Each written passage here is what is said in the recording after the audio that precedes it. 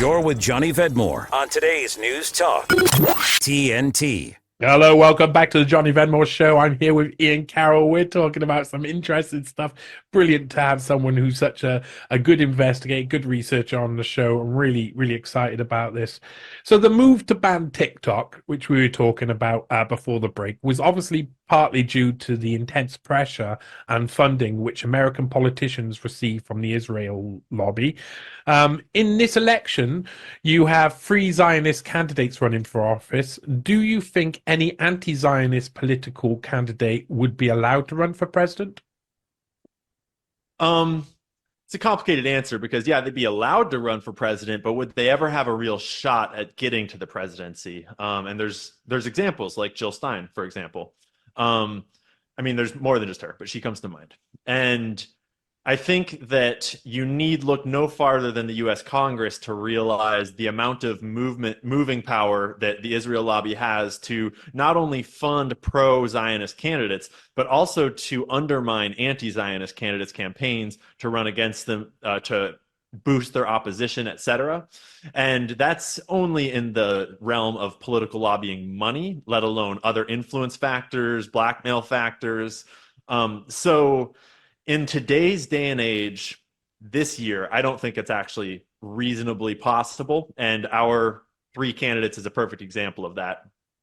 I think Yeah, that the most. first step towards changing that so that in the future we might have non-Zionist political candidates for presidency is the mass awakening and spreading of awareness of what's really going on, the influence that the Israel lobby has on the U.S. political system. Once all of that can be broken down and exposed, then we can start to have a more rational political system that's hopefully not so influenced by foreign money and foreign interests. Yeah, I think it was useful for us in the UK to have the Corbyn experience, the Jeremy Corbyn experience, Yeah. because as soon as he became the leader of the Labour Party, if you mentioned anything that was anti-Zionist, you were suddenly Hitler himself. And that kind of like, that depletes in value. The energy behind that depletes in value the more times it happens. So do you think that we're entering into a time now where we can actually use the term Zionist and not seem like crazy conspiracy theorists because people are starting to understand what Zionism means? Absolutely. I think that in a lot of ways, the Zionist agenda has undermined itself. I mean, before October 7th, there was almost no discussion of this stuff. And when there was, it was very quickly swept away into an anti Semitic corner of the internet where you were shamed and ridiculed for it, often addressing regular facts and completely rational arguments. Um, it's the sad irony of free speech is that free speech is the enemy of anyone that runs an agenda, and Zionism has been running a massive agenda for a very long time, and they've been very effective at repackaging the narrative of everyone that opposes them into an anti-Semitic narrative, when really religion has very little to do with it for most people, and a lot of it is just very legitimate political issues, legitimate rational issues. So yeah, we're Yeah. entering into a new age for sure. It'll take a while to get there. A lot of change still has to come, but the pendulum swings. Talk that matters. Johnny Vedmore on today's News Talk, TNT.